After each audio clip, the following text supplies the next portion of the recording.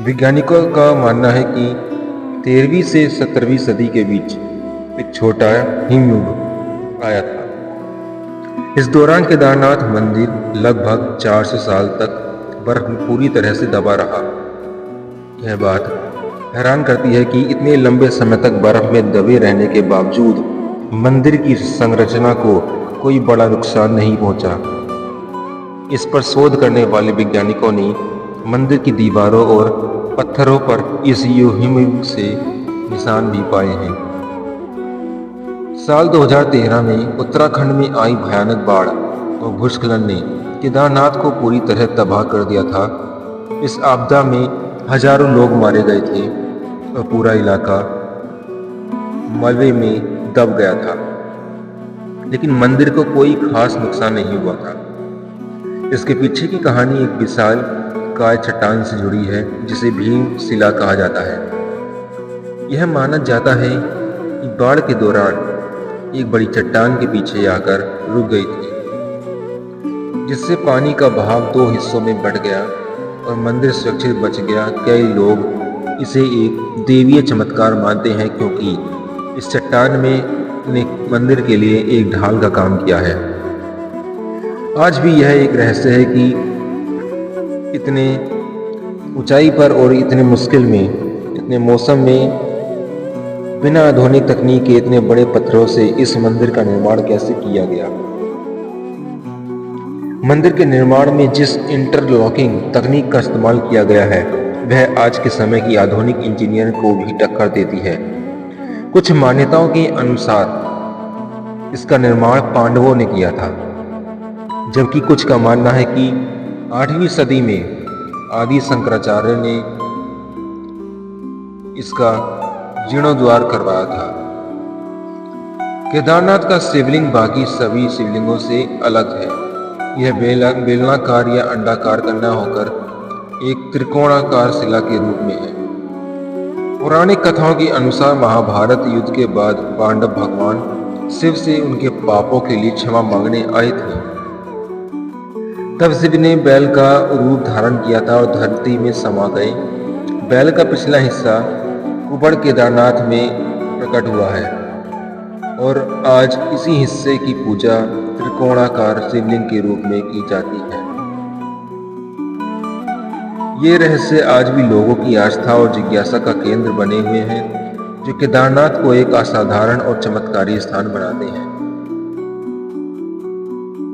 केदारनाथ मंदिर का निर्माण जिस ग्रेनाइट पत्थर से हुआ था, वह इस क्षेत्र में नहीं पाया जाता। यह एक बड़ा रहस्य है कि इतने भारी और बड़े बड़े पत्थरों को इतनी ऊंचाई पर कैसे पहुंचाया गया और मंदिर का निर्माण कैसे किया गया। भूवैज्ञानिक मानते हैं कि इन पत्थरों को किसी बहुत दूर के स्थान से लाया गया होगा।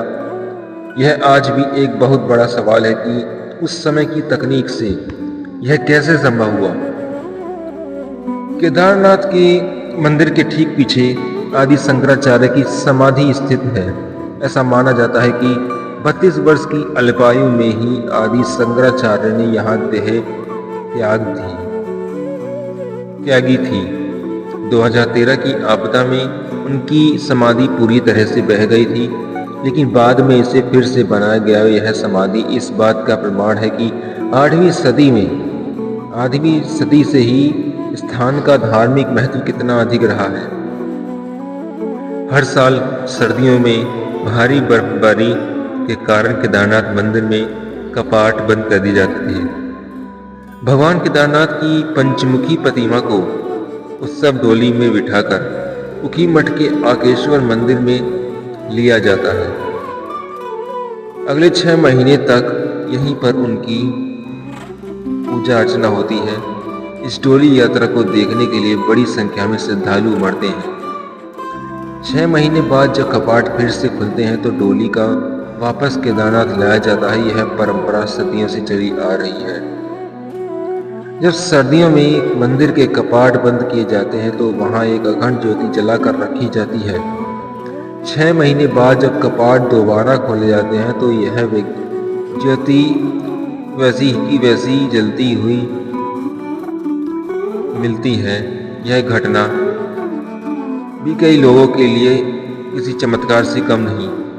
हालांकि इसके पीछे की वजह यह मानी जाती है कि मंदिर के पुजारी इसे बंद करने से पहले इस तरह से व्यवस्थित करते हैं कि यह इतने लंबे समय तक जलती रहे।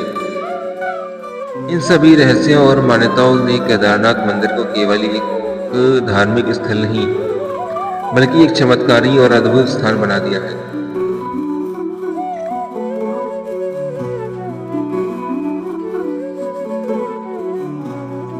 केदारनाथ पंच केदारों में एक है। पंच केदार यानी 5 शिव मंदिर जो उत्तराखंड के गढ़वाल क्षेत्र में स्थित है। पौराणिक कथा के अनुसार महाभारत के युद्ध के बाद जब पांडव अपने पापों का प्रायश्चित करने भगवान शिव से मिलने आए तो शिव उनसे छिपने के लिए बैल का रूप धारण कर लिया और धरती में समा गए।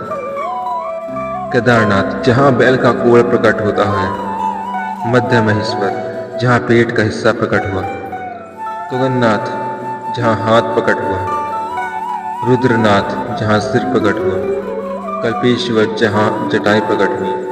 इन सभी मंदिरों को पंच केदार के रूप में माना जाता है और केदारनाथ इन सब में सबसे प्रमुख है। केदारनाथ नाम के पीछे एक पौराणिक कथा है। कहा जाता है कि इस स्थान पर भगवान शिव ने नर और नारायण को दर्शन दिए थे। नर और नारायण ने यहाँ एक पार्थिव शिवलिंग बनाकर तपस्या की थी। भगवान शिव उनकी तपस्या में प्रसन्न हुए और वरदान दिया कि यह स्थान उनके नाम से जाना जाएगा। केदार का अर्थ होता है दलदल या कीचड़, क्योंकि यह इलाका हमेशा ही बारिश और बर्फ की वजह से दलदली रहता है। दूसरा मत यह भी है कि केदारनाथ का नाम राजा केदार पर पड़ा था, जिन्होंने इस क्षेत्र में राज किया था। 2013 की त्रासदी के बाद केदारनाथ को सब फिर से बनाने का काम एक बड़ी चुनौती थी। केंद्र सरकार ने प्रयास के यहाँ से का निर्माण बहुत ही तेजी से किया। नई सड़कें, पुल और तीर्थ यात्रियों के लिए बेहतर सुविधाएं बनाई गई। मंदिरों की दीवारें और नींव को भी मजबूत किया गया।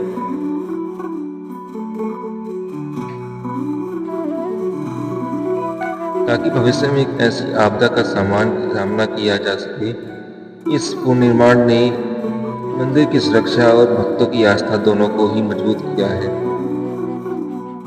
ये सभी पहलू